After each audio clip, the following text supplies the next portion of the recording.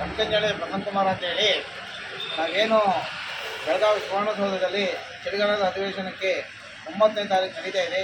ಆ ಅಧಿವೇಶನಕ್ಕೆ ನಾವು ಏನು ಅರಸೀಕೆರೆಯಿಂದ 7ನೇ ತಾರೀಕು ಬಿಟ್ಟು 8ನೇ ತಾರೀಕು ಬೆಳಗಾವಿ ರೈಲ್ವೆ ಸ್ಟೇಷನಲ್ಲಿ ಉಳಿದು ಮತ್ತೆ 9ನೇ ತಾರೀಕು ಏನು ಬೆಳಗಾವಿ ಚಳಿಗಾಲದ ಅಧಿವೇಶನ ರೀತಿ ಅಲ್ಲಿಗೆ ಹೋಗ್ತೀವಿ. ಹೋಗ್ಬಿಟ್ಟು ಈ ರಾಜ್ಯದ 40 ಬೇಡಿಕೆ ಇದೆ ರೈತರದು.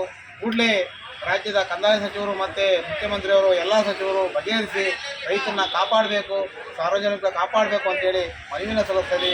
ದಯಮಾಡಿ ಮತ್ತು ಅದೇ ರೀತಿ ಹಾಸನ ಜಿಲ್ಲೆ ಬೇಲೂರು ತಾಲೂಕು ಹಳೇಬೀಡು ಹೋಬಳಿ ಐದಳಕಾವು ಸರ್ವೆ ನಂಬರ್ 1ರಲ್ಲಿ 2680 ಎಕರೆ ಭೂಮಿನೇ ಹೋರಾಟ ಮಾಡಿದ್ದೀವಿ. ಹೋರಾಟ ಮಾಡಿದ್ದು ಈಗಾಗಲೇ ಜನವರಿ 5ಕ್ಕೆ ಏನು ಕಂದಾಯ ಸಚಿವರು ಅದನ್ನು ಕಾರ್ಯಗತ ಮಾಡಿಕೊಡ್ತೀವಿ ಅಂತ ಹೇಳಿದ್ದಾರೆ. ಆದರೂ ಹಿಂದೆ ನಮಗೆ ಹೋರಾಟದ ಜಯ ಸಿಕ್ಕಿತ್ತು, ಈಗಲೂ ನಮಗೆ ಸಿಹಿ ಸುದ್ದಿ ಸಿಕ್ಕಿದೆ. ಸರ್ಕಾರಕ್ಕೂ ಏನು ಸಿಹಿ ಸುದ್ದಿ ಕೊಟ್ಟಂಥ ಸರ್ಕಾರಕ್ಕೂ ನಾವು ಈ ಮೂಲಕ ಏನು ರೈತರು ಎಲ್ಲ ಪರವಾಗಿ ನಾವು ಅವರಿಗೆ ಧನ್ಯವಾದಗಳು ಹೇಳ್ತೀವಿ.